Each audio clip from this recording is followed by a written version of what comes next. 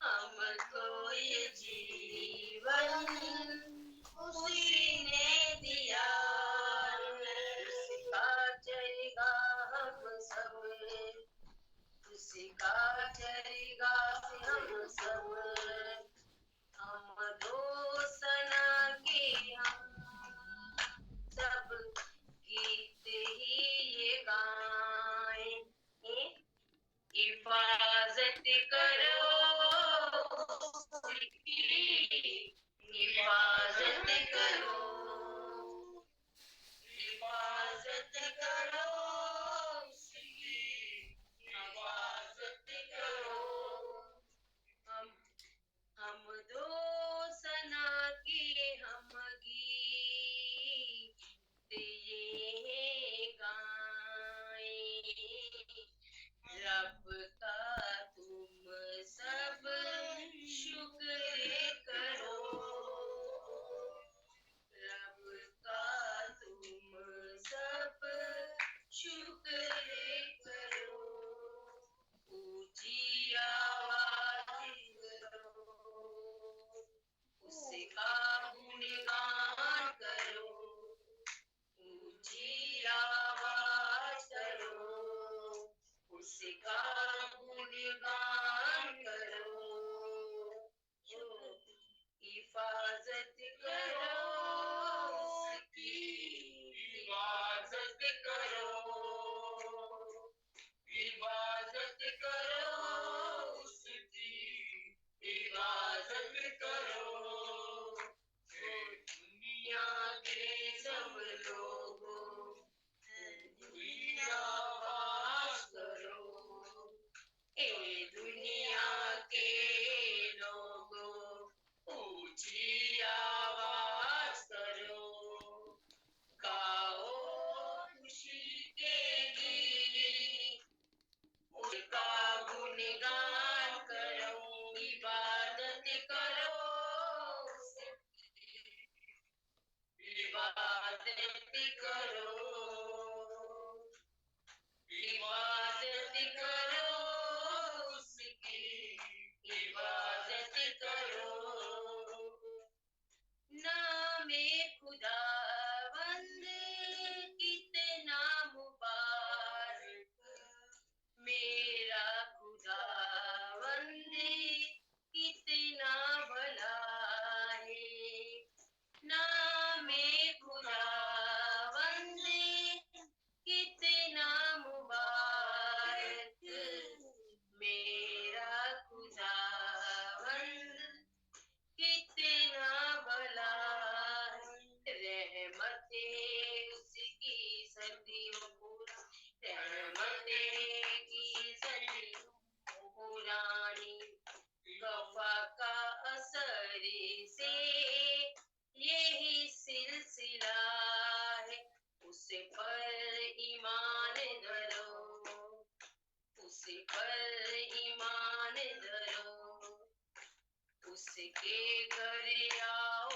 चलो, उसके घर आओ चलो, गाओ खुशी के गीत, उसका गुणगान करो, इबादत करो उसकी, इबादत करो, इबादत करो उसकी, इबादत करो। ये दुनिया के लोगों उसकी आवाज करो, गाओ खुशी के गीत, उसका धन्यवाद करो, इबादत करो उसकी, हिफाजत करो, हिफाजत करो उसकी, हिफाजत करो। Hallelujah, hallelujah.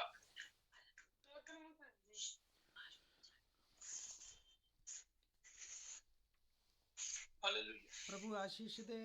फिर तो साडे भाई लेख रहा पूरे परिवार ਨੂੰ ਇਸ ਪਿਆਰੇ ਗੀਤ ਦੇ ਲਈ, और ਅਸੀਂ ਇੱਕ प्रार्थना करांगे प्रभु ਦੇ ਅੱਗੇ, ਔਰ ਸਾਡਾ ਕੋਈ ਵੀ ਭੈਣ ਭਰਾ ਪ੍ਰਾਰਥਨਾ ਕਰਨਾ ਚਾਹੁੰਦਾ ਹੈ ਤੇ ਉਹ ਕਰ ਸਕਦਾ ਹੈ।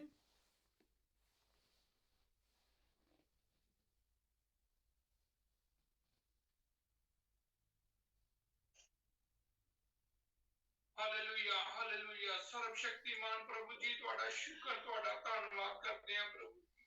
ਪ੍ਰਭੂ ਜੀ ਤੁਹਾਡੀ ਦਇਆ ਦੇ ਲਈ, ਅਨੁਗ੍ਰਹਿ ਦੇ ਲਈ, ਰਹਿਮਤ ਲਈ ਪ੍ਰਭੂ ਜੀ। ਘੋਰ ਅੰਧਕਾਰ ਦੇ ਵਿੱਚੋਂ ਪ੍ਰਭੂ ਜੀ ਸਾਨੂੰ ਕੱਢਿਆ ਖੁਦਾਵੰਦ ਪ੍ਰਭੂ, ਸਾਡੇ ਤੇ ਦਇਆ ਫਜ਼ਲ ਕਰ ਦਿੱਤਾ ਮੇਰੇ ਪ੍ਰਭੂ। ਤੁਹਾਡਾ ਸ਼ੁਕਰ, ਤੁਹਾਡਾ ਧੰਨਵਾਦ ਕਰਦੇ ਹਾਂ ਪ੍ਰਭੂ ਜੀ। ਤੁਹਾਡੀ ਦਇਆ ਸਾਡੇ ਪਾਪੀਆਂ ਦੇ ਹੋਈ ਪ੍ਰਭੂ ਜੀ। ਅਸੀਂ ਪ੍ਰਭੂ ਜੀ ਘੋਰ ਅੰਧਕਾਰ ਦੇ ਵਿੱਚ ਚੱਲ ਰਹੇ ਸੀ ਪ੍ਰਭੂ ਜੀ। ਉਹ ਖੁਦਾਵੰਦ ਸੱਚੇ ਖੁਦਾ ਸਾਡੇ ਤੇ ਦਇਆ ਪ੍ਰਭੂ ਜੀ। ਉਹ ਪ੍ਰਭੂ ਜੀ ਅਸੀਂ ਤੈਨੂੰ ਢੂੰਡ ਰਹੇ ਸੀ, ਲੱਭ ਨਹੀਂ ਪਾਏ ਪ੍ਰਭੂ ਜੀ। ਪ੍ਰਭੂ ਜੀ ਤੂੰ ਫਜ਼ਲ ਕੀਤਾ, ਦਇਆ ਕੀਤੀ, ਤੂੰ ਸਾਨੂੰ ਲੱਭ ਲਿਆ ਮੇਰੇ ਖੁਦਾ। ਤੇਰੀ ਦਇਆ ਬੜੀ ਮਹਾਨ ਹੈ ਪ੍ਰਭੂ। ਤੂੰ ਦਇਆਵਾਨ ਹੈ ਸੱਚਮੁੱਚ ਪ੍ਰਭੂ ਜੀ। ਸਾਡੇ ਪਾਪੀਆਂ ਵਾਸਤੇ ਪ੍ਰਭੂ ਜੀ ਧਰਤੀ ਤੇ ਆਇਆ ਮੇਰੇ ਖੁਦਾਵਨ। ਮੇਰੇ ਵਾਸਤੇ ਪਾਕ ਲਹੂ ਬਹਾਇਆ ਮੇਰੇ ਖੁਦਾਵਨ। ਮੇਰੇ ਵਾਸਤੇ ਕੋੜੇ ਖਾਦੇ ਪ੍ਰਭੂ ਜੀ, ਤਾਂ ਕਿ ਮੈਂ ਚੰਗਾ ਹੋ ਜਾਵਾਂ, ਮੈਂ ਨਿਜ਼ਾਕ ਪਾਵਾਂ ਪ੍ਰਭੂ ਜੀ, ਮੈਂ ਮੁਕਤੀ ਪਾ ਜਾਵਾਂ ਖੁਦਾਵਨ। ਤੇਰੀ ਦਇਆ ਦੇ ਲਈ ਧੰਨਵਾਦ ਕਰਦਾ, ਰਹਿਮਤਾਂ ਲਈ ਧੰਨਵਾਦ ਕਰਦਾ ਪ੍ਰਭੂ ਜੀ। ਸੱਚੇ ਖੁਦਾ ਸਾਨੂੰ ਪ੍ਰਭੂ ਜੀ ਆਪਣੇ ਪਾਕ ਵਚਨ ਨਾਲ ਪ੍ਰਭੂ ਜੀ ਸ਼ੁੱਧ ਕੀਤਾ, ਤੇਰਾ ਧੰਨਵਾਦ ਕਰਦੇ ਹਾਂ ਪ੍ਰਭੂ ਜੀ। ਪ੍ਰਭੂ ਜੀ ਅੱਛੇ ਦਾਸ ਪ੍ਰਭੂ ਜੀ ਆਪਣੇ ਭਾਈ ਭੈਣ ਦਿੱਤੇ ਮੇਰੇ ਖੁਦਾਵੰਦ, ਤੁਹਾਡਾ ਸ਼ੁਕਰ, ਤੁਹਾਡਾ ਧੰਨਵਾਦ ਕਰਦਾ ਪ੍ਰਭੂ ਜੀ।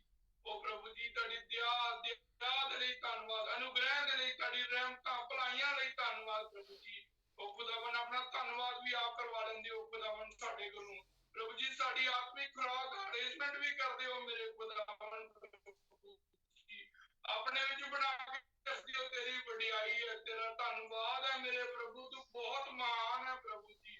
ਸਾਡੀ ਸੋਚਾਂ ਸਮਝਣ ਤੂੰ ਪ੍ਰਭੂ ਜੀ ਜ਼ਿਆਦਾ ਪ੍ਰਭੂ ਜੀ ਸਾਨੂੰ ਆਤਮਿਕ ਖਾਣਾ ਦੇ ਰਿਹਾ ਪ੍ਰਭੂ ਜੀ। ਜਿੱਦਾਂ ਮੰਗਿਆ ਆਵਾਜ਼ ਪ੍ਰਭੂ ਜੀ ਉਸੇ ਤਰ੍ਹਾਂ ਸਾਡੇ ਨਾਲ ਚੱਲ ਰਹੇ ਹੋ ਪ੍ਰਭੂ ਜੀ। ਸਾਨੂੰ ਸਿੱਧਤਾ ਦੀ ਹੋਰ ਲੈ ਕੇ ਜਾ ਰਹੇ ਹੋ ਮੇਰੇ ਖੁਦਾਵੰਦ। ਤੁਹਾਡਾ ਸ਼ੁਕਰ ਕਰਦਾ, ਧੰਨਵਾਦ ਕਰਦਾ ਪ੍ਰਭੂ ਜੀ। ਪ੍ਰਭੂ ਜੀ ਦਇਆ ਕਰਨਾ, ਰਹਿਮਤ ਕਰਨਾ ਪ੍ਰਭੂ ਜੀ। ਅੰਤ ਸਮੇਂ ਤੱਕ ਧੀਰਜ ਦਾ ਦਾਨ ਦੇਣਾ ਮੇਰੇ ਪ੍ਰਭੂ ਜੀ। ਆਪਣੇ ਜੋ ਬਣਾ ਕੇ ਰੱਖਣਾ ਪ੍ਰਭੂ ਜੀ, ਦਇਆ ਕਰਨਾ ਖੁਦਾਵੰਦ। ਪ੍ਰਭੂ ਜੀ ਤੁਹਾਡੀ ਪਾਕ ਦਇਆ ਨੂੰ ਮੰਗ ਰਹੇ ਹਾਂ ਪ੍ਰਭੂ ਜੀ। ਸਭ ਭਾਈ ਭੈਣਾਂ ਲਈ ਬਰਕਤਾਂ, ਆਸ਼ੀਸ਼ਾਂ ਪ੍ਰਭੂ ਜੀ। ਜੋ ਜ਼ਰੂਰਤ ਹੈ ਪ੍ਰਭੂ ਜੀ ਤੁਸੀਂ ਜਾਣਦੇ ਹੋ। ਆਤਮਿਕ ਜ਼ਰੂਰਤਾਂ ਨਾਲ ਭਰ ਦਿਓ ਮੇਰੇ ਖੁਦਾਵੰਦ। ਆਤਮਿਕ ਪ੍ਰਭੂ ਜੀ ਭਰ ਦਿਓ ਆਪਣੇ ਕਲਾਮ ਦੇ ਨਾਲ ਪ੍ਰਭੂ ਜੀ। ਆਪਣੀ ਪ੍ਰਭੂ ਜੀ ਦੁਲਹਨ ਨੂੰ ਪ੍ਰਭੂ ਜੀ ਆਪਣੇ ਪਾਕ ਵਚਨ ਨਾਲ ਪ੍ਰਭੂ ਜੀ ਤਿਆਰ ਕਰੋ ਪ੍ਰਭੂ ਜੀ। ਦੁਲਹਨ ਜਦ ਤੁਸੀਂ ਆਓ ਪ੍ਰਭੂ ਜੀ, ਦੁਲਹਨ ਤੁਹਾਨੂੰ ਤਿਆਰ ਬਈ ਤਿਆਰ ਮਿਲੇ ਮੇਰੇ ਖੁਦਾਵੰਦ ਪ੍ਰਭੂ ਜੀ। ਤਿਆਰ ਕਰ ਦਿਓ ਸਾਡੇ ਜੋ ਹਰ ਇੱਕ ਕਮੀ ਕੱਢੀ ਪ੍ਰਭੂ ਜੀ ਦੂਰ ਕਰੋ ਖੁਦਾਵੰਦ ਪ੍ਰਭੂ ਜੀ। ਦਇਆ ਕਰੋ ਪ੍ਰਭੂ ਜੀ। ਅਸੀਂ ਤੁਹਾਡੇ ਨਾਲ ਸਿੱਧ ਹੋਣਾ ਚਾਹੁੰਦੇ ਹਾਂ ਪ੍ਰਭੂ ਜੀ।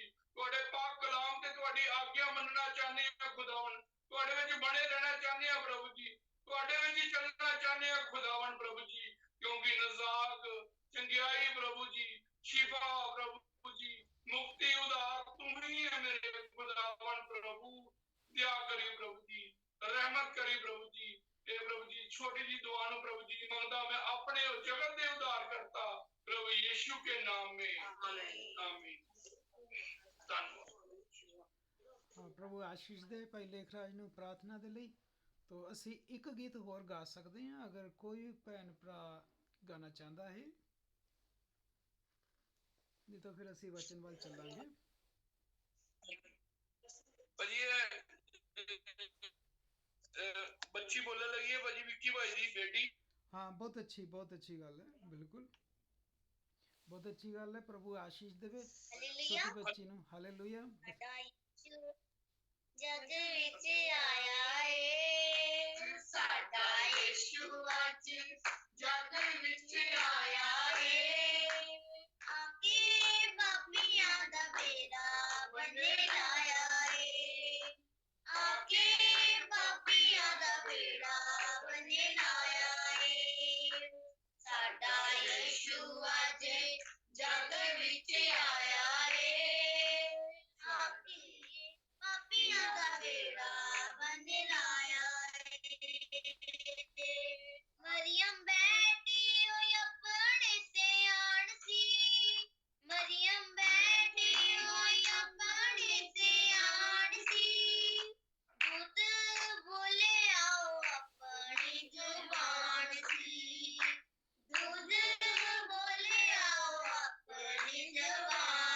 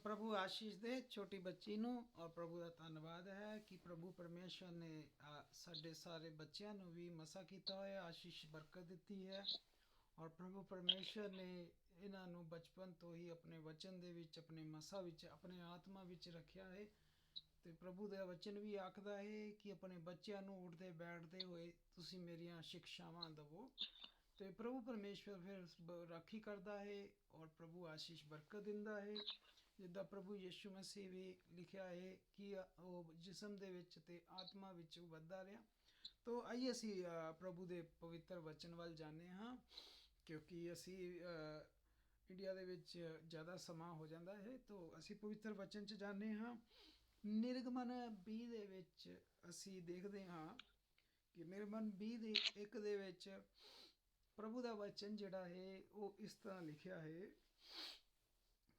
तो परमेश्वर ने ये सब वचन कहे कि मैं तेरा परमेश्वर यहोवा हूँ जो तुझे गुलामी के घर से अर्थात मिस्र देश से निकाल लाया हूँ तो मुझे छोड़कर दूसरे को परमेश्वर करके ना मानना तू अपने लिए कोई भी मूर्ति खोद कर ना बनाना ना किसी की प्रतिमा बनाना चाहे वो आकाश पे हो पृथ्वी या जल में हो ना उनको तू दंडवत करना ना उनकी उपासना करना क्योंकि मैं तेरा परमेश्वर यहोवा जलन रखने वाला भी परमेश्वर हूँ और जो मुझसे बैर रखते हैं मैं उनके बेटों पोतों पर पोतों को भी दंड दिया करता हूँ और जो मुझसे प्रेम रखते हैं और मेरी आज्ञाओं को मानते हैं उन हजारों पर भी मैं करुणा किया करता हूँ तो अपने परमेश्वर का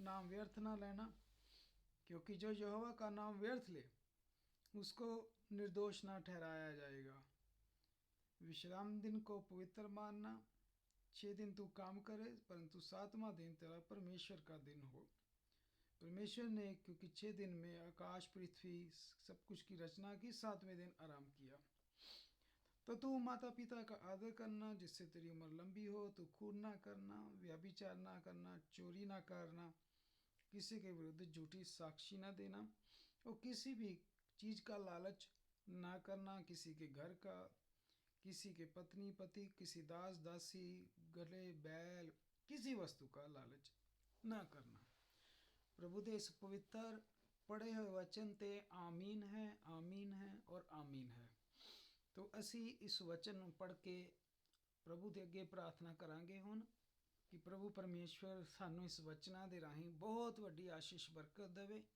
सानू आग्याकारी बनावे हिम्मत देवे और सानू बरकतां देवे प्रभु प्यारे प्रभु असी तुहाडा पवित्र वचन पढ़िया प्रभु जी हे हमारे सर्वशक्तिमान दयालु प्रभु परमेश्वर सारी सृष्टि को बनाने वाले अब्बा पिता प्रभु हमने निर्गमन 20 को आज खोला है प्रभु जी क्योंकि सारा पवित्र शास्त्र आपका पवित्र शास्त्र है सारा वचन आपका वचन है प्रभु और हम सारे वचन पर विश्वास रखते हैं ईमान रखते हैं और इस सारे वचन को आमीन कहते हैं प्रभु और प्रभु जी आपने ये पवित्र वचन प्रभु परमेश्वर अपने दास मूसा को दिए प्रभु और आज हमारे पास हैं प्रभु हम आपका शुक्रिया करते हैं कि आपने जो जो पवित्र वचन अपने नियम अपने हुक्म जो प्रभु जी अपने दासों को दिए और हम तक पहुँचे जिससे हम जान पाए प्रभु आपकी इच्छा को जान पाए आपकी मर्जी को जान पाए और आपकी पसंद को जान पाए कि हम आपके विरुद्ध कहीं पाप ना करें और जब तक हमारे पास ये पवित्र वचन नहीं थे प्रभु हमने ये सारे पाप किए हैं प्रभु परंतु प्रभु जब आपका पवित्र वचन हमारे पास आया तो हमारे पास वो ज्योति आई वो उजाला आया और सारा अंधकार हमसे दूर हो गया और हमें अपने जीवनों का उद्देश्य पता चला कि हमारा उद्देश्य है कि प्रभु आपके हुक्मों पर चलें आपकी आज्ञाओं को मानें और जीवन भर जो भी आपने हमें जीवन दिया है उस पूरे जीवन में हम आपके आज्ञाकारी बने रहें आपके साथ बने रहें प्रभु जी इस पवित्र वचनों के लिए आपका शुक्र धन्यवाद करते हैं और प्रभु जी हमसे बात करें। आज भी आप हमारे साथ मौजूद हैं प्रभु। हे प्रभु हमसे बात करें। हम आपसे प्रेम रखते हैं प्रभु, इसलिए हम आज इकट्ठे हुए हैं आपको सुनने के लिए। प्रभु अपने वचनों के द्वारा, अपने पवित्र आत्मा के द्वारा हमसे बात करें प्रभु, और हमें शुद्ध करें, पवित्र करें, और प्रभु जी अपनी आमद के लिए तैयार करें। और प्रभु कोई भी गुनाह पाप, कोई भी चीज़ जो हमें प्रभु जी उस उद्धार से रोक रही है, प्रभु यीशु मसीह के नाम से दूर हो जाए प्रभु जी। और प्रभु जी हमारी जो भी जीवन की ज़रूरतें हैं, और कोई भी भाई बहन कोई ज़रूरत में है, किसी मुश्किल में है, किसी मुसीबत में है, या कोई बीमार है, या किसी भी की भाई की कोई भी समस्या है, आप हमसे बेहतर आप जानते हैं प्रभु।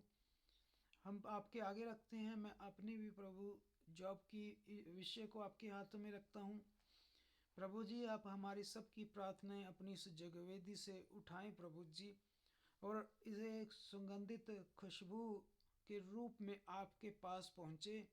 और प्रभु जी जैसा कल हमने जाना कि आपने दानियल की प्रार्थना करते ही उसे प्रार्थना का उत्तर दे दिया, आज आप भी हमारे वही परमेश्वर हैं प्रभु।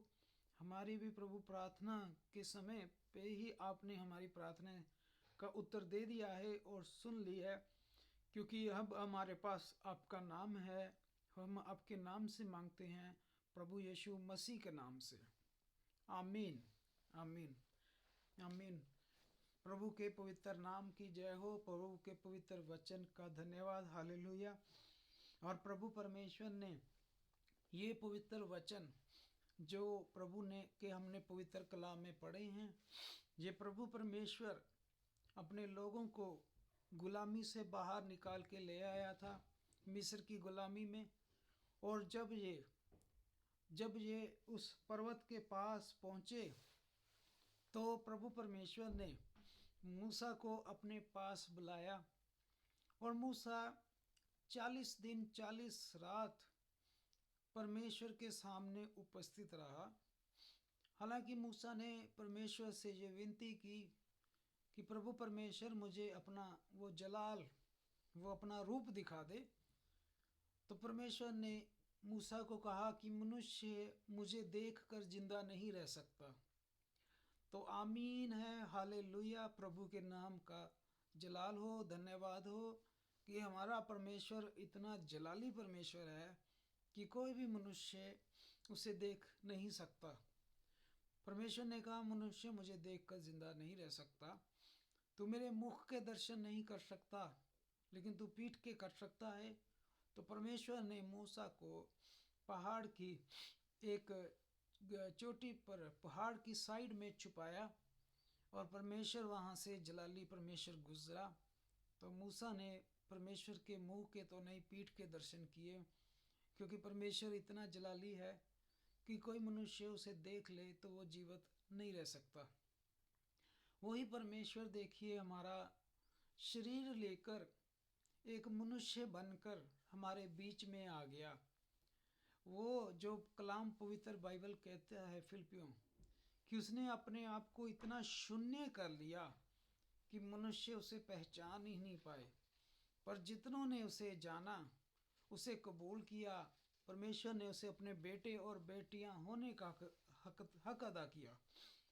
और परमेश्वर ने ये जो हमने आज 10 हुक्म पढ़े, जब तक मनुष्यों के पास परमेश्वर के हुक्म नहीं थे, मनुष्य हर तरह का पाप कर रहा था। मनुष्य सब कुछ, हर तरह का गुनाह और पाप कर रहा था, क्योंकि मनुष्य के पास परमेश्वर के हुक्म नहीं थे। और मूसा से पहले आप देखें, किसी के पास लिखित रूप में प्रभु का वचन बाइबल नहीं थी। अब्राहम के पास लिखित रूप में नहीं थी बाइबल, परमेश्वर का वचन।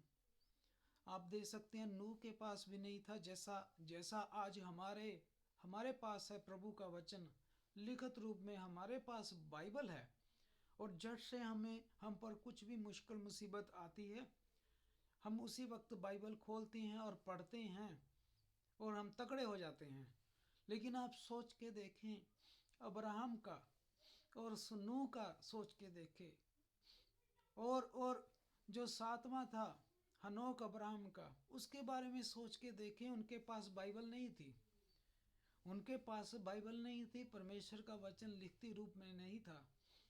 उनका ईमान देखें कितना बड़ा था, हमसे भी बड़ा था, कि बिना लिखत में, बिना लिखती रूप में, फिर भी वो ईमानदार थे, फिर भी वो विश्वासी थे।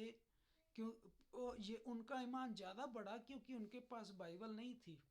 अब्राहम अपने स्वभाव में ही विश्वासी था, उसके पास लिखित रूप में बाइबल नहीं थी जिसे खोल के वो पढ़ लेता। ना ही हनोक के पास थी, ना ही नूह के पास थी। वो लोग अपने स्वभाव में ही बहुत बड़े विश्वासी थे। तो प्रभु परमेश्वर ने ये अपने हुक्म, ये मूसा ने नहीं लिखे थे, ये मूसा के हाथों के लिखे हुए नहीं हैं 10 हुक्म। ये परमेश्वर ने खुद अपने हाथों से ये 10 हुक्म पत्थर की 2 तख्तियों पर लिखे थे। ये परमेश्वर के हुक्म है, परमेश्वर ने अपने हाथों से तख्तियों पर लिखे, ये मूसा ने नहीं लिखे थे। तो ये जो हुक्म है जो आज हमने पढ़े हैं, ये मूसा के लिखे हुए नहीं हैं, ये परमेश्वर के लिखे हुए हैं। तो इसकी हम इज्जत करते हैं और इस पर ईमान रखते हैं और इस पर हम चलते हैं। हमारा सच्चा और जीवता एक परमेश्वर है, हमारा कोई दूसरा परमेश्वर नहीं है। हमारा सच्चा और जीवता एक ही परमेश्वर है, जो नए नियम में शरीर लेकर आया। वो शरीर में आया और सलीब पर वो शरीर चढ़ा और तीसरे दिन जिंदा हो गया। वो शरीर कुर्बान हुआ, वो बेटा कुर्बान हुआ। लेकिन ये परमेश्वर न पैदा हुआ, न जन्म लिया है, न इसका अंत है। ये अनंत काल का परमेश्वर है। लेकिन जिस्म उसका शरीर पर पुत्र के रूप में चढ़ा, तीसरे दिन जिंदा हो गया। इसी परमेश्वर जो उसके अंदर था प्रभु, उसने उस जिस्म को जिंदा किया और आज हमारे बीच में वो ही यही परमेश्वर पवित्र आत्मा के रूप में कार्य करता है। तो प्रभु परमेश्वर ने ये 10 हुक्म लिखवा दिए, दोनों तख्तियों पर लिखवा दिए। और हम जानते हैं नीचे आते आते इजराइलियों ने एक गोल्डन काफ बनाया, सोने का एक बहुत बड़ा बैल बनाया, जिसको वो पूजने लगे। कहते मूसा पता नहीं कहाँ चला गया, पता नहीं अब वापस आएगा कि नहीं आएगा। इतने दिन तो हो गए उसको गए हुए, क्योंकि शुरू से ही इंसान के पास सब्र नहीं है। इंसान सारी चीज़ें, बस हर चीज़ जल्दी जल्दी जल्दी जल्दी चाहता है। इंसान के पास सब्र नहीं है। और इजराइलियों ने देखा कि इतने दिन हो गए मूसा को गए हुए, मूसा वापस ही नहीं आ रहा। और मूसा ने कहा अब हम क्या करें, अब हमें कौन लीड करेगा। उन्होंने खुद से अपने अपने सोने का सामान, कांटे बालियां, जो भी सोने का पहना था उसने निकाला, सभी लोगों ने निकाला। उसे ढाल कर एक सोने का बछड़ा बनाया और खुद ही कह दिया यही है वो परमेश्वर जो हमें गुलामी से लेके आया, यही महान परमेश्वर है। और सब उसे पूजने लग गए। मनुष्यों ने ही बनाया, मनुष्यों ने ही निर्धारित किया, मनुष्य ही पूजने लग गए। इसमें परमेश्वर का कोई भी कार्य नहीं है। तो आज भी जो लोग ये कर रहे हैं वो बहुत बड़ा गुनाह कर रहे हैं। खुद से ही सोचते हैं, खुद से ही मूर्ति कैलेंडर बनाते हैं और खुद ही पूजने लग जाते हैं। क्या कोई मनुष्य परमेश्वर को बना सकता है? क्या कोई मनुष्य परमेश्वर को पैदा कर सकता है? एक पुत्र अपने बाप को पैदा नहीं कर सकता, और रचना अपने रचयिता को नहीं बना सकती, रचना रचयिता को पैदा नहीं कर सकती। क्रिएशन कभी भी क्रिएटेड जो है चीज़, जो बनी हुई है क्रिएशन, वो क्रिएटर को नहीं पैदा कर सकती भाई और बहनों। पर इजराइलियों ने यही किया। क्यों किया? क्योंकि उनके पास सब्र नहीं था। मूसा 40 दिन 40 रात प्रभु के पास रहा, तो वो उनको सब्र नहीं था। जिनके पास सब्र होता है वो सारी जिंग जीत जाते हैं। जब मूसा नीचे, प्रभु ने, परमेश्वर ने मूसा को बता दिया जाके नीचे देख, जिन्हें तू गुलामी से लेके बाहर निकाल के लेके आ रहा है, वो नीचे क्या कर रहे हैं, प्रभु तो सब जानता है। मूसा नीचे आया तो मूसा ने जब दो देखा तो गुस्से में आकर वो दोनों तख्तियां उन पर दे मारी बछड़े पर, और बछड़े के ऊपर जब वो दोनों तख्तियां पड़ी जिनके ऊपर प्रभु ने 10 हुक्म लिए थे, तो बछड़ा पूरा भस्म हो गया। क्योंकि बछड़ा, उस पर प्रभु ने बता दिया, इजरायलियों को बता दिया कि ये तुम्हारा बनाया हुआ परमेश्वर परमेश्वर के वचन का सामना नहीं कर सकता। प्रभु ने बता दिया वहाँ, जब वो तख्तियाँ, दोनों तख्तियाँ परमेश्वर के वचन की उस बछड़े के ऊपर पड़ी, वो बछड़ा पूरी तरह भस्म हो गया। तो ये बताता है कि मनुष्य के बनाए हुए परमेश्वर, मनुष्यों के खुद के बनाए हुए परमेश्वर, गुरु, रब जो है, परमेश्वर के वचन का सामना नहीं कर सकते। अगर जब भी इनके ऊपर परमेश्वर का वचन पड़ा ना, तो ये भस्म होंगे, ये बर्बाद होंगे। तो वो बछड़ा हमें बताता है कि आज भी जिन लोगों ने खुद के परमेश्वर बनाए हैं, उनके ऊपर जब परमेश्वर का वचन पड़ा ना, तो वो सब भस्म होंगे, बर्बाद हो जाएंगे। तो प्रभु परमेश्वर फिर भी दया करने वाला परमेश्वर। तो मूसा ने कहा, आज फैसला करो, एक तरफ हो जाओ। परमेश्वर दो चिता मन, दो तरीके का विश्वास, डबल माइंडेड कभी पसंद नहीं करता। अगर तुम परमेश्वर की ओर हो तो मेरी ओर आ जाओ, अगर तुम इस बछड़े के या दूसरों की देवताओं की तरफ हो तो उधर हो जाओ। ऐसा नहीं चलेगा मैं इसको भी मानता हूँ, मैं उसको भी मानता हूँ। तो मूसा ने कहा, आज फैसला करो। ये हर एक मनुष्य ने फैसला करना है। आज भी हर एक भाई बहन ने फैसला करना है कि एक तरफ हो जाए, या तो ठंडा हो जाए पूरा, या पूरा गर्म हो जाए। मूसा ने कहा, तुम एक तरफ हो जाओ, अगर मेरी ओर हो तो इधर आ जाओ, अगर नहीं हो तो दूसरी तरफ खड़े हो जाओ। तो जो मूसा की तरफ थे, परमेश्वर की तरफ थे, क्योंकि मूसा परमेश्वर की तरफ था, तो मूसा की तरफ आ गए। जो दूसरे थे, जो अभी भी बीच में मिली जुली भीड़ थी, हम जानते हैं वो पूरी तरह बर्बाद हो गई। तो प्रभु ने फिर से 10 हुक्म लिखे और मूसा को प्रभु ने दिए। उन तख्तियों पर प्रभु के 10 हुक्म लिखे थे, प्रभु का वचन लिखा था तख्तियों पर, स्लेट पर। जैसा कि एक तरह का, जैसे आज हमारे हाथ में ये टैब है जिसके अंदर बाइबल है, प्रभु ने लिखे थे। लेकिन वो प्रभु के वचन जो थे पवित्र थे। मूसा उनको पकड़ के लेकर चलता था। तो प्रभु ने देखा, तो प्रभु ने उसके लिए एक इंतजाम किया, एक प्रभु ने योजना बनाई। और जो हम वो देखते हैं निर्गमन में, हमने 20 में पढ़ा, लेकिन भाइयों और बहनों उसको हम निर्गमन 25 में देखेंगे। ऐसा नहीं कि मूसा उन 2 तख्तियों को अपने सारे जीवन भर अपने हाथों में लेके घूमता रहा, क्योंकि वो तख्तियाँ जो थी वो आम तख्तियाँ नहीं थी, वो उस पे परमेश्वर का पवित्र वचन लिखा हुआ था। इसलिए वो स्लेट्स, वो तख्तियाँ बाकी तख्तियों से बहुत ज़्यादा इम्पोर्टेंट थी, बहुत ही ज़्यादा पवित्र थी, क्योंकि अब वो आम तख्तियाँ नहीं थी। उन तख्तियों के ऊपर परमेश्वर का पवित्र वचन था। उन तख्तियों को हर जगह नहीं रख सकते थे, उन तख्तियों को बेपरवाही से नहीं रख सकते थे। यानी उन तख्तियों की एक बहुत बड़ी जिम्मेदारी थी मूसा पर। मूसा उन तख्तियों को अनदेखा नहीं कर सकता था। मूसा उन तख्तियों को हर जगह नहीं रख सकता था। मूसा को उन तख्तियों का बड़ा ध्यान रखना पड़ता था, बड़ा संभाल के रखना पड़ता था, विद रिस्पेक्ट, इज्जत के साथ। क्योंकि उन पर क्या लिखा था? उन पर पवित्र परमेश्वर के पवित्र वचन लिखे थे। तो प्रभु ने भी देखा और प्रभु ने मूसा को कहा कि तू एक काम कर, 25 के 10 में निर्गमन, पंजाबी में कूच की किताब है, पंजाबी में कूच की किताब और इंग्लिश में एक्सोडस लिखा है, एक्सोडस। हिंदी में निर्गमन की किताब है।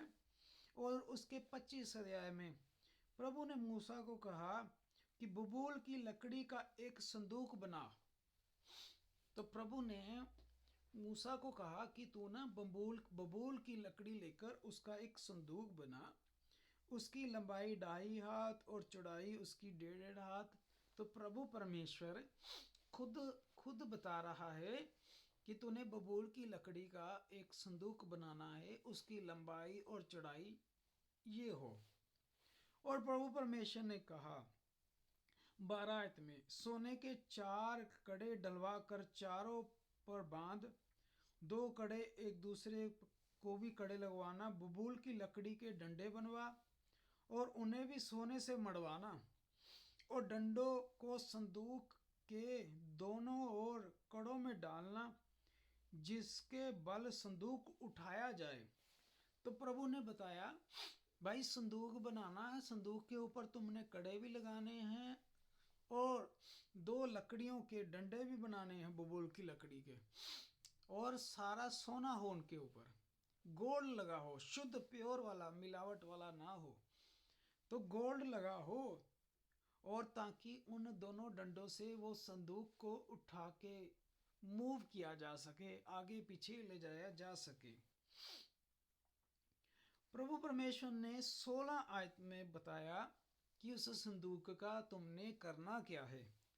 16 आयत में प्रभु बोला, जो साक्षी पत्र मैं तुझे दूंगा उसे उसी संदूक में रखना। जो मैं वचन तुम्हें दूंगा तुमने उस वचन को कहाँ रखना?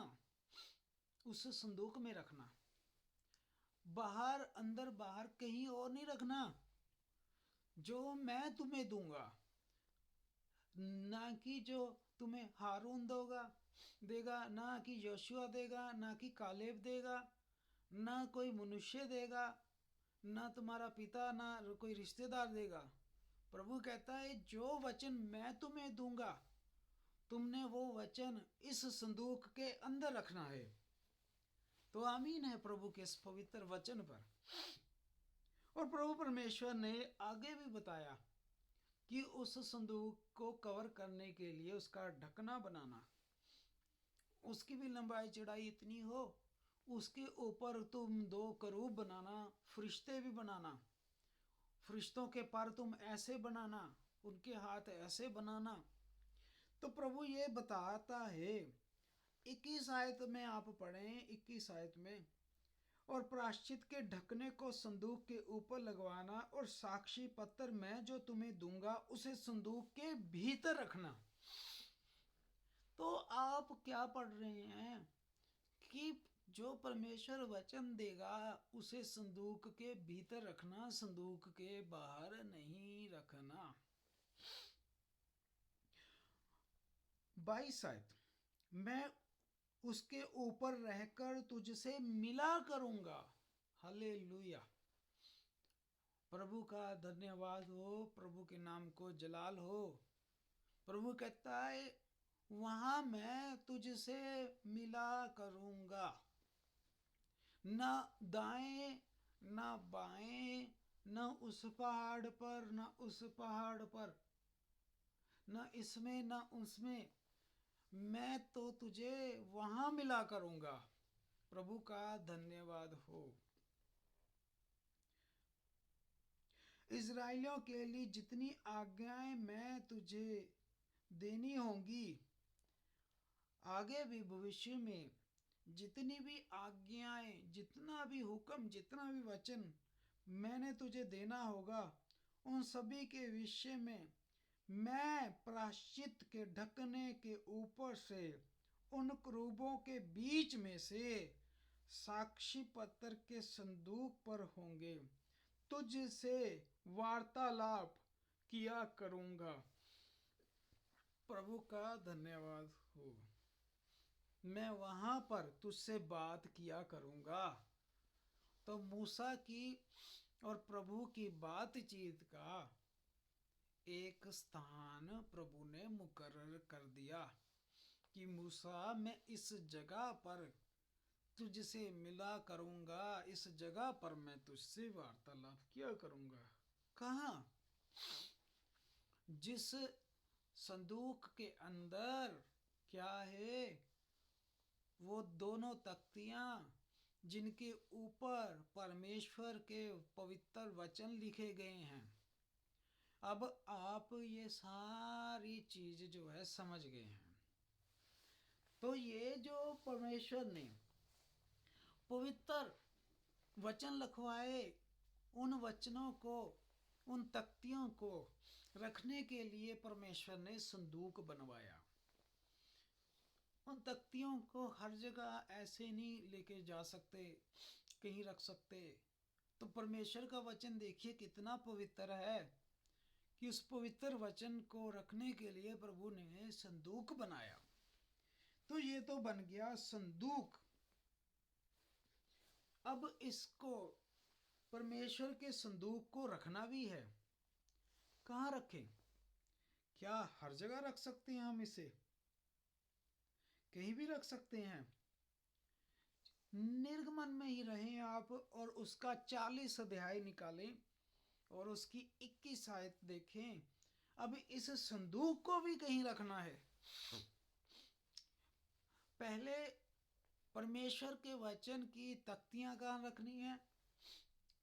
वो कहाँ रखनी है? संदूक के अंदर रखनी है। अब संदूक कहाँ रखना है? प्रभु कहता है संदूक तुमने कहाँ रखना है? निर्गमन 40 आप देखें, उसके 16 से बाद में आप घर में पढ़ लें, 16 आयत से। लेकिन हम 21 आयत से पढ़ेंगे, 20 आयत से, 20 आयत से। तो प्रभु परमेश्वर ने कहा 20 आयत से, उसने साक्षी पत्र को लेकर, मूसा ने साक्षी पत्र यानी परमेश्वर के वचन को लेकर संदूक में रखा। संदूक में रखा। मूसा ने क्या किया? परमेश्वर की आज्ञा के अनुसार किया। मूसा ने क्या किया? ना कुछ बढ़ाया ना कुछ कम किया। मूसा ने परमेश्वर की आज्ञा के अनुसार किया। उसने परमेश्वर का साक्षी पत्र, परमेश्वर का वचन लेकर किस में रख दिया? संदूक में रख दिया।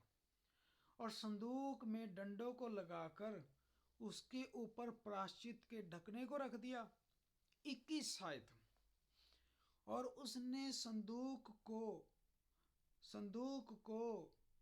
निवास में पहुंचाया और बीच वाले पर्दे को लटकवा कर साक्षी पत्र के संदूक को उसके अंदर रख दिया, जिस प्रकार यहोवा ने मूसा को आज्ञा दी थी। आमीन। यहाँ तक आप समझ गए।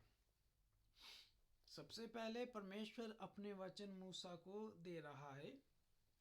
मूसा परमेश्वर के वचन की वो तख्तियां लेकर आ रहा है।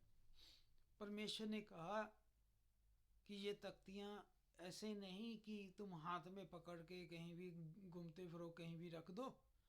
परमेश्वर ने उसके लिए क्या बनवाया? संदूक। बनाना काम मूसा का था, हुक्म लेना काम मूसा का था।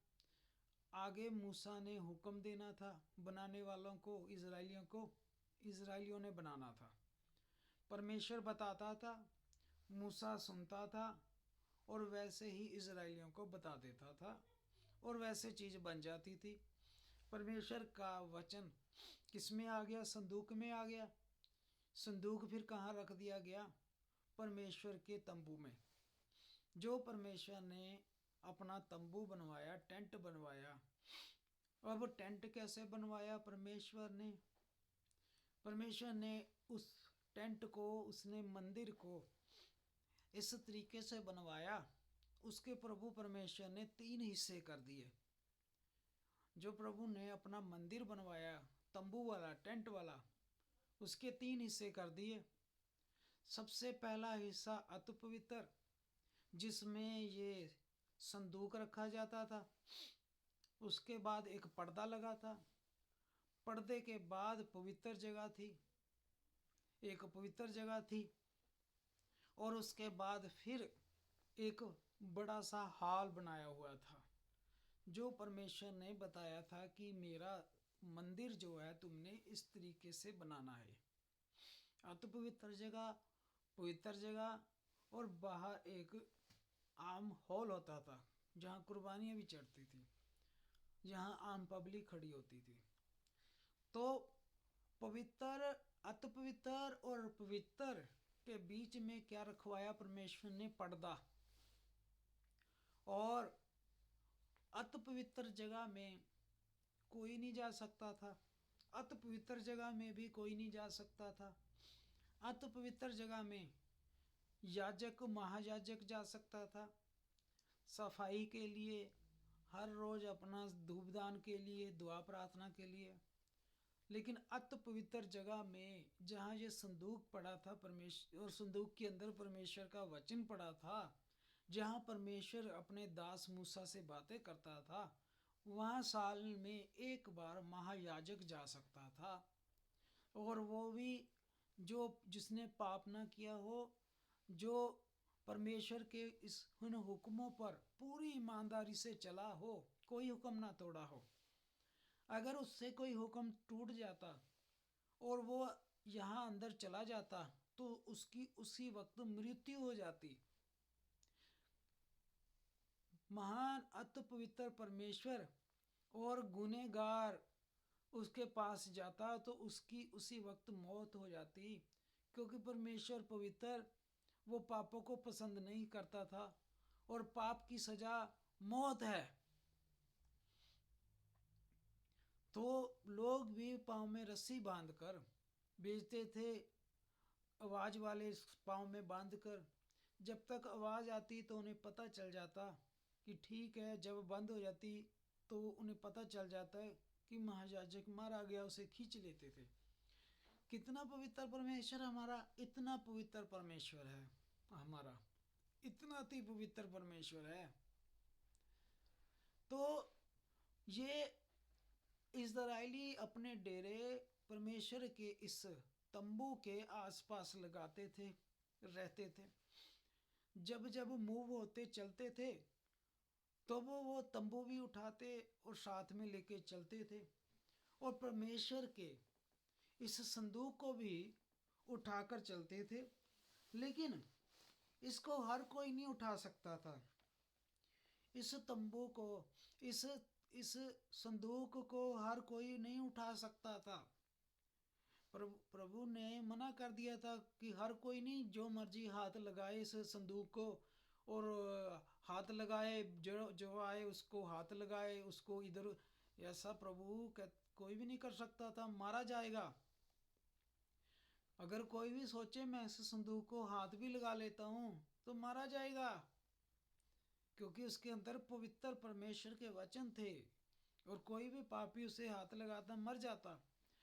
तो इस संदूक को हाथ लगाने की, उठाने की, लेकर चलने की स्पेशल रिस्पॉन्सिबिलिटी मिली, स्पेशल जिम्मेदारी मिली कि कौन होगा जो मेरे इस संदूक को उठाएगा।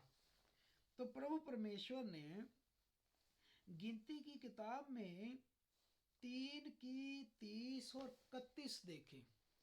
गिनती की किताब में 3 और 30 और 31, गिनती उसका 3 अध्याय, उसकी 30 आयत और उसकी 31 आयत, 2 आयतें मैं पढ़ रहा हूँ।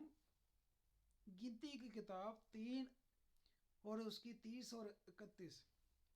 और कहातियों के मूल पुरुष के घराने का प्रधान उज्जियल का पुत्र एलीसापन हो, और जो वस्तुएं उनको सौंपी जाएं वह संदूक हो, मेज हो, दीवट हो, वेदियां हो, और पवित्र स्थान का वह सामान जिससे सेवा टहल की जाती है, और पर्दा, अर्थात पवित्र स्थान में काम में आने वाला सारा सामान हो।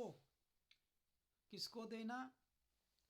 आपने नाम पढ़ लिया कि इन लोगों को, ट्राइब ऑफ लेवी, जो लेवी वंश के हैं, परमेश्वर ने कहा कि अति पवित्र स्थान का सामान, जो भी अति पवित्र स्थान में सामान यूज हो रहा है, क्या क्या, टेबल से लेकर टेबल, मेज, पर्दे, बीच में ये संदूक, प्रभु ने कहा किनको देना? ये लेवी वंश के, ये जो घराने के लोग हैं, इनकी रिस्पॉन्सिबिलिटी है कि मेरे उस पवित्र स्थान को ये संभालें और ये उठा के लेके चलें। इजरायली जब जब डेरा उठाते थे, सफ़र शुरू करते थे, तो ये चुने हुए लोग सिर्फ ये वाले परमेश्वर के पवित्र स्थान को उठाते और ये संदूक को लेके चलते थे। जहां पर इन परमेश्वर रोकता था, अब ये कैसे तय होता था कि चलना है कि रुकना है? ये कौन तय करता था? क्या मूसा तय करता था कि उठो भाई अब चलते हैं, रुक जाओ भाई अब बैठते हैं? ये परमेश्वर तय करता था कि कब चलना है और कब रुकना। अब परमेश्वर कैसे तय करता? पहले तो इनके पास जो थी वो हड्डियां थी, जो जैसे यूसुफ ने कहा था, याकूब ने कहा था कि मेरी अर्थियों को इज़राइल में दफनाना, मिस्र में ना दफनाना। जैसे यूसुफ ने कहा था मेरी भी अर्थियां कभी भी मिस्र में मत दफनाना, इज़राइल में दफनाना। तो इनके पास क्या थी? वही यूसुफ की। तो इनके हाथ में यूसुफ की वो अर्थियां थी जो इन्होंने इज़राइल में जाके दफनानी थी, क्योंकि यरूशलेम राजाओं का नगर है। और परमेश्वर जो था, दिन को बादल बन जाता था ताकि इनके ऊपर धूप ना पड़े और ये थक ना जाएं पानी से, प्यास से, और बीच में ही सफ़र ना छोड़ दें। तो परमेश्वर दिन में बादल बन जाता था। जितने इजरायली होते थे उनके ऊपर छांव होती थी और इजरायलियों के बाहर धूप होती थी। प्रभु का धन्यवाद हो। सिर्फ जितना भीड़ इजरायलियों की है उतनी छांव, उसके बाहर धूप। रात को अगर चलना होता था तो परमेश्वर आग का खंभा बन के आगे आ जाता था, जिसका मतलब होता था भी सफ़र शुरू कर दो। जब परमेश्वर आग का खंभा बन के आगे खड़ा हो गया, सबसे आगे परमेश्वर चलता था। मूसा नहीं था आगे, सबसे नबी नहीं आगे था, नबी के आगे परमेश्वर था। हर एक सेवक नबी का भी जो अगुआ होता है वो परमेश्वर होता है। नबी हमारा अगुआ नहीं है, परमेश्वर हमारा अगुआ है। सेवक पास्टर हमारे अगुए, बाद में पहले परमेश्वर हमारा अगुआ है। तो मूसा के आगे कौन था? परमेश्वर था। मूसा किसको फॉलो कर रहा था? परमेश्वर को फॉलो कर रहा था। आज हम भाई ब्राह्मण को फॉलो नहीं करते, हम प्रभु यीशु मसीह को फॉलो करते हैं। तो सबसे आगे परमेश्वर होता था, उसके बाद देखिए मूसा, उसके बाद इजराइली, फिर परमेश्वर था। और परमेश्वर का ये संदूक ले लेकर परमेश्वर के चुने हुए लोग परमेश्वर का संदूक लेके चलते थे, याजक चलते थे, उसके पीछे इजराइल चलते थे। संदूक की जगह, संदूक की पोजीशंस भी आगे होती थी। सबसे आगे आग का खंभा होता था, फिर परमेश्वर का संदूक, परमेश्वर के याजक होते थे, फिर इजरायली होते थे। तो इस तरह सिस्टम था, क्योंकि परमेश्वर अगुआ है। तो जहाँ पर आग का खंभा आगे आके चलना शुरू करता था, इजरायली चलना शुरू कर जाते थे। जब वो रुक जाता था, इजरायली रुक जाते थे। दिन में बादल जब आगे चलता था, इजरायली चलते थे, जब बादल रुक जाता था रुक जाते थे। उनकी अगुवाई परमेश्वर ने की, और साथ साथ ये परमेश्वर का संदूक, परमेश्वर का वचन, परमेश्वर खुद उनके साथ चला। तो ये परमेश्वर का संदूक था। तो गिनती की किताब आप 10:35 में देखें, गिनती की किताब 10 और उसका 35 अध्याय, गिनती की किताब 10 और उसका 35 अध्याय। अब आपको यहाँ पढ़कर सब समझ आ जाएगा जो हम बता रहे हैं कि ये वचन के मुताबिक है कि नहीं है। गिनती की किताब 10 और उसकी 35 आयत।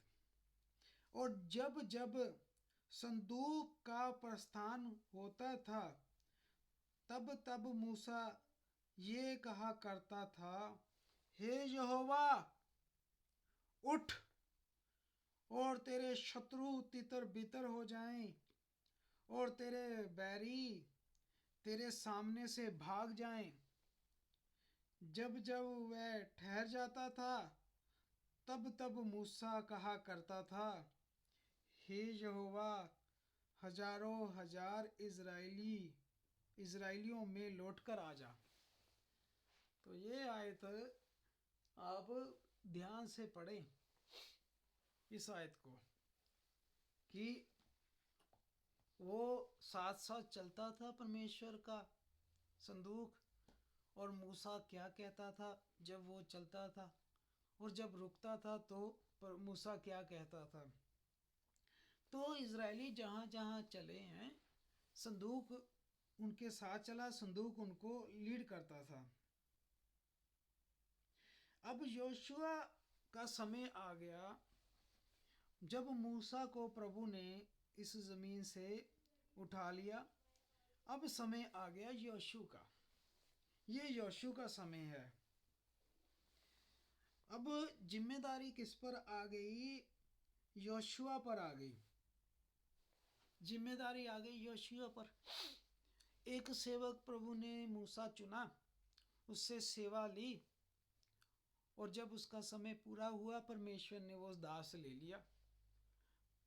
लेकिन दास सो गया है, दास चला गया है, परमेश्वर नहीं गया, परमेश्वर का काम नहीं खत्म हो गया।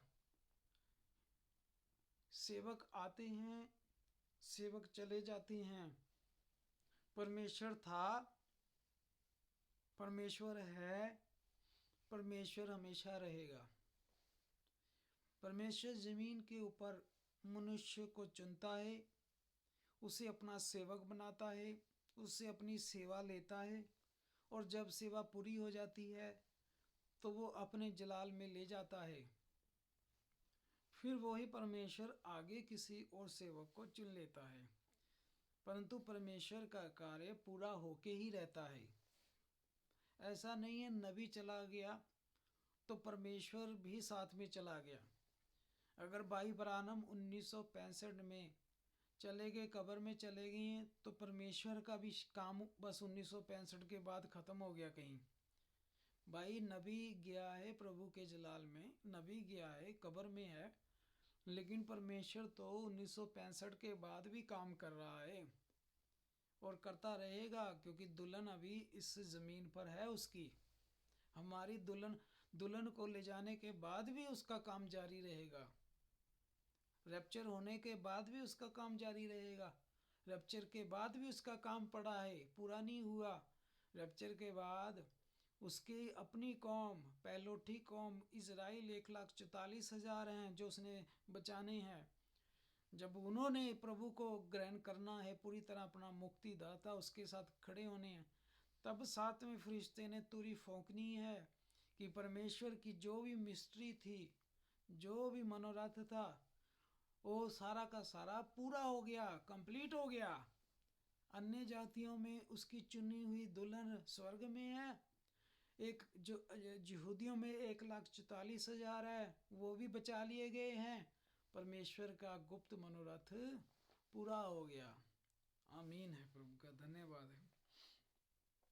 तो प्रभु परमेश्वर की अब ये जिम्मेदारी आती है योशुआ 3:6 में देखें। अब योशुआ है, जब जिसका भी चुनाव होगा सेवा का, उसके ऊपर परमेश्वर के वचन की जिम्मेदारी आएगी। जिसका भी चुनाव होगा, अब उसकी जिम्मेदारी है कि वही पवित्रता, वही रिस्पेक्ट, इज्जत उसने मेंटेन रखनी है परमेश्वर के वचन की। 3:6 देखें आप, योशु 3 अध्याय और उसकी 6 आयत। योशु ने याजकों से कहा, वाचा का संदूक उठाकर प्रजा के आगे आगे चलो। तब वह वाचा का संदूक उठाकर आगे आगे चले। योशु ने एक अच्छा सेवक होने की चिन्ह निशानी बताई है। योशु ने भी, उसने वही इज्जत और पवित्रता मेंटेन रखी जो मूसा ने रखी थी। जैसा मूसा परमेश्वर के संदूक को आगे रखता था सबसे, योशु ने भी क्या किया, परमेश्वर के वचन के संदूक को सबसे आगे रखा। आज आप और मैं, हम सभी परमेश्वर के सेवक हैं, हम सभी परमेश्वर की औलाद हैं, हम संत हैं, हम आज सभी परमेश्वर के ही चुने हुए हैं। हमारी सबकी ये रिस्पॉन्सिबिलिटी है, जैसा प्रभु के इन दासों ने प्रभु के वचन की इज्जत की और रिस्पेक्ट दी, इज्जत दी और पवित्रता मेंटेन रखी। आज आपने, हमने, सबने परमेश्वर के इस वचन की इज्जत और इसकी सुंदरता, इसकी पवित्रता हमने मेंटेन रखनी है। जैसा उन्होंने सबसे आगे परमेश्वर के वचन के संदूक को रखा जीवन में, आपने, मैंने, हमने अपने जीवन में सबसे आगे परमेश्वर के वचन को रखना है कंटिन्यू। आज जिम्मेदारी जो है, आज मूसा नहीं है यहाँ पर, आज योशु नहीं है यहाँ पर, आज परमेश्वर के वचन को इज्जत देना, उस पवित्रता को मेंटेन रखना, अपने जीवनों में सबसे आगे रखना, आज जिम्मेदारी आप पर है, मुझ पर है। क्या हम इस जिम्मेदारी से भागें? हम मारे जाएंगे। और इसी संदूक को दाऊद के समय में था, एक भाई था कोई जिसने पूरी पवित्रता नहीं मेंटेन रखी। उसको इस पवित्र संदूक को उठाने में उसने आलस बरती, लड़खड़ा गया, बाद में जाएंगे, उसी वक्त मारा गया, उसी वक्त मारा गया वो।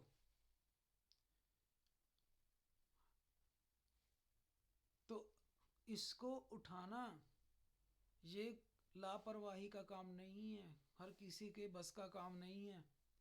इसको कौन उठा सकता है? जिसे वो खुद चुनता है। हर किसी को नहीं था इसको उठाने का, हर कोई नहीं प्रभु के वचन को उठा सकता था, हर किसी को उठाने की आज्ञा नहीं थी। प्रभु जानता था, सारे इजराइली थे, सारे अब्राहम की संतान थे, सारे यहोवा को मानते थे, पर परमेश्वर के वचन को उठाने की जिम्मेदारी खुद परमेश्वर ने ही चुने हुए दासों को दी।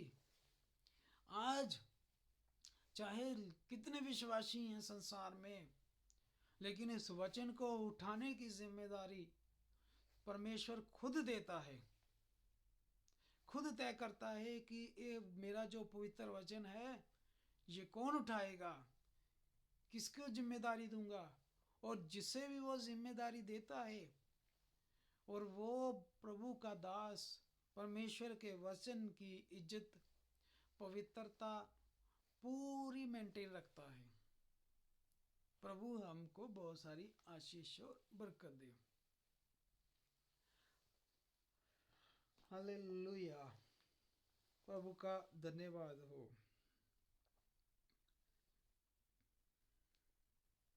तारीफ हो प्रभु की। प्रभु ने चाहा तो इसे हम कंटिन्यू रखेंगे। आगे भी ये बहुत एक बड़ा संदेश है, प्रभु का पवित्र संदेश है। आगे भी बहुत है, लेकिन हम अगर ज़्यादा आज लेके चले जाएंगे लंबा, तो फिर हो सकता है हमारी समझ से ये फिसल जाए, निकल जाए। इसलिए हम इतना लंबा नहीं रखेंगे कि हमारे समझ से आज ये प्रभु का बीज कहीं निकल ना जाए। और ये बीज एक अच्छी भूमि पर पड़ना चाहिए, पथरीली पर ना पड़े, ना सड़क किनारे, अच्छी ज़मीन पर पड़ना चाहिए, ताकि ये बीज जो प्रभु का ये फले बड़े विश्वास के साथ। प्रभु हमें आशीष और बरकत दे। और फिर प्रभु ने चाहा तो कल इसे कंटिन्यू करेंगे। लेकिन आप देखें कि प्रभु के पवित्र वचन में कितने सारे विषय हैं। सेवक के पास भी कितने विषय होते हैं बताने वाले, लेकिन हम देखिए सारे विषयों को नहीं बता पाते।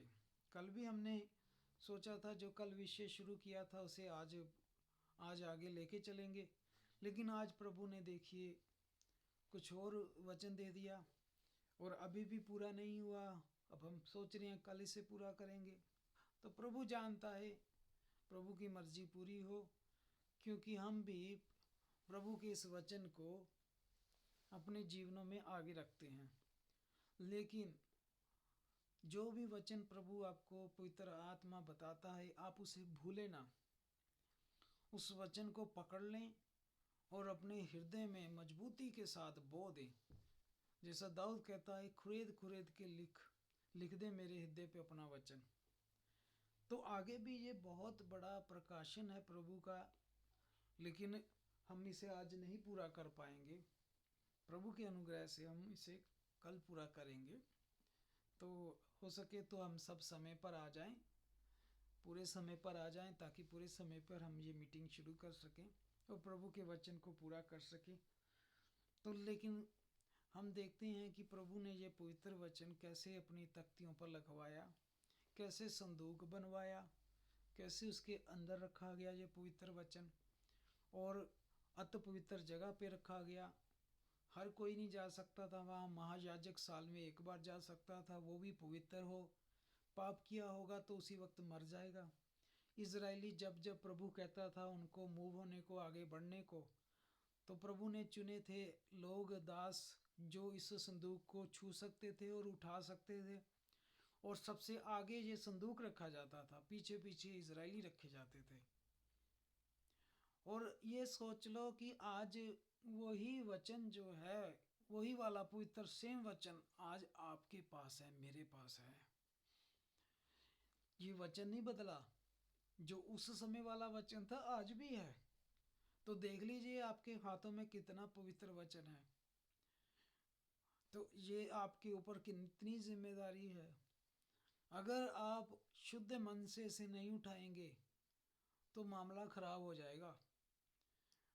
इसको अगर आप पूरे शुद्ध मन से, इज्जत देकर, पवित्रता से इसे उठाएंगे तो ये वचन आपको बड़ी आशीषों बरकतों से भर देगा।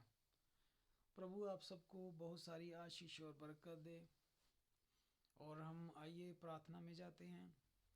और अगर भाई जोशुआ आ चुके हैं तो वो आज की इस आखिरी प्रार्थना, क्लोजिंग प्रार्थना को वो कर सकते हैं। अगर भाई जोशुआ आ चुके हैं मीटिंग में, अगर नहीं आए तो हम कोई और भाई हमारा इस क्लोजिंग प्रेयर को कर सकता है। तो शायद मेरे जोशुआ भाई नहीं आ पाए हैं, तो कोई बात नहीं, हम प्रार्थना में जाते हैं।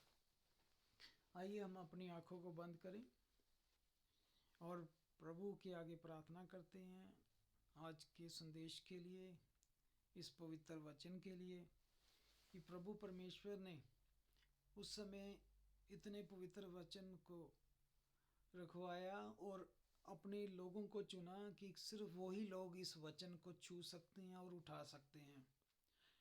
हम प्रभु का धन्यवाद करते हैं।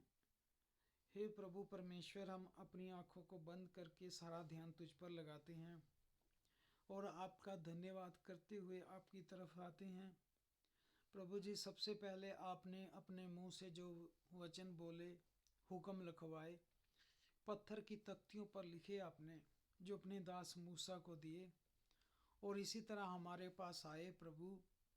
और प्रभु जी, आपने उन पवित्र वचनों को, अपने वचनों को हमने इससे जाना कि आप अपने वचनों की कितनी इज्जत करते हैं, आप अपने वचनों की कितनी इज्जत करते हैं।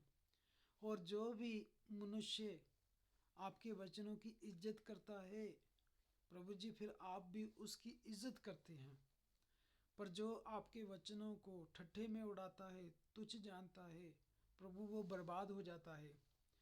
प्रभु जी, आपने अपने पवित्र वचनों को उठाने को हर किसी को नहीं बोला, आपने चुने हुए लोगों को बोला कि सिर्फ वही लोग मेरे वचन को उठा सकते हैं और वो जो पवित्रता मेंटेन रखते हों। आज भी प्रभु परमेश्वर, आपके इस पवित्र वचन को हर कोई नहीं उठा सकता। ये सिर्फ बाइबल, ये कागज़ पे लिखा हुआ, काले अक्षरों पे लिखी हुई स्याही नहीं है, ये आपका मुंह से निकला हुआ पवित्र वचन है।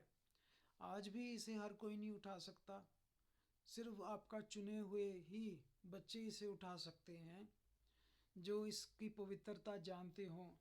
हे पिता, हम इसकी पवित्रता जानते हैं, इसकी इज्जत जानते हैं। ये प्रभु, हम इस पवित्र वचन को उठाते हैं और इसे इज्जत देते हैं। लेकिन हमसे कोई पाप हुआ हो, गलती हुई हो प्रभु, आप क्रोधी ना हो पिता। हमने देखा कि जिन्होंने पाप किया प्रभु जी, वो उसी वक्त भस्म हो गए। हे प्रभु, हम आपका प्रेम चाहते हैं प्रभु। अगर कोई गलती गुनाह हुआ है तो प्रभु अनुग्रह करें, दया करें प्रभु। आप प्रेम करने वाले हमारे पिता हैं। अपने प्रभु जी, आप क्रोध में ना डांटें प्रभु जी, अपने प्रेम से हमें समझाएं प्रभु। माफ़ करें हमारे गलती गुनाह, ताकि हम आपके इस पवित्र वचन को पूरे पवित्रता से और पूरी डिसिप्लिन से, इज्जत से प्रभु जी इसे लेकर चलें और अपना सफ़र पूरा करें। जैसा इज़राइलियों ने पूरा करना था सफ़र आपके पवित्र वचन को साथ लेकर, हम भी आपके वचन को साथ लेकर अपना उद्धार, रैप्चर वाला सफ़र पूरा करें प्रभु।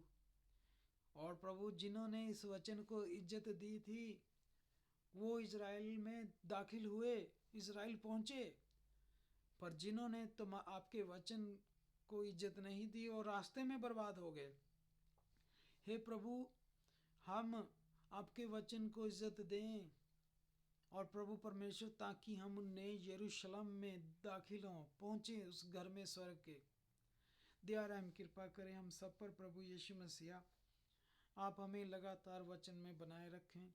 दया रहम कृपा करें प्रभु जी हम पर। और फिर से हम प्रभु जी, हम सभी अपनी ज़रूरतों को, अपनी प्रार्थनाओं, अपनी विनती को आपके हाथों में रखते हैं। कोई भी बीमार है, दुखी है, परेशान है, और प्रभु जी मैं अपनी भी बीच में प्रार्थना आपके आगे रखता हूँ, जो कि प्रभु जी दया रहम कृपा करें हम सब की ज़रूरतों पर, प्रार्थनाओं को आप स्वर्ग से सुने प्रभु जी, और सबकी ज़रूरतें पूरी करें प्रभु जी। महान परमेश्वर, ये सारी प्रार्थना प्रभु परमेश्वर आपने जो नाम दिया है उस नाम में मांगते हैं प्रभु जी, और जलाली नाम से मांगते हैं। हे प्रभु जी, आज का वचन शैतान चुरा ना सके। आज का वचन हमारे दिलों में बोया जाए, ये वचन हमारे हृदयों में प्रभु रखा जाए, दिल के अंदर रखा जाए, और प्रभु जी ये बहुत कई गुना बढ़े। ये सारी प्रार्थना मांगते हैं सारी सृष्टि के उद्धारकर्ता प्रभु यीशु मसीह के नाम से।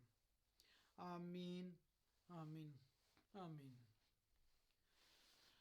प्रभु आप सबको बहुत सारी आशीष और बरकत दे आज के इस पवित्र वचन संदेश के द्वारा। और हम प्रभु के वचन को इज्जत दें, रिस्पेक्ट करें, डिसिप्लिन में जिएं। और ये वचन बहुत ही अति पवित्र वचन है, प्रभु इसकी बहुत ही इज्जत करता है, और जो इसकी इज्जत करता है प्रभु उसकी इज्जत करता है। आइए हम एक दूसरे को सलाम कर सकते हैं, अपने माइक को खोलकर एक दूसरे को दुआ सलाम कर सकते हैं। प्रभु बहुत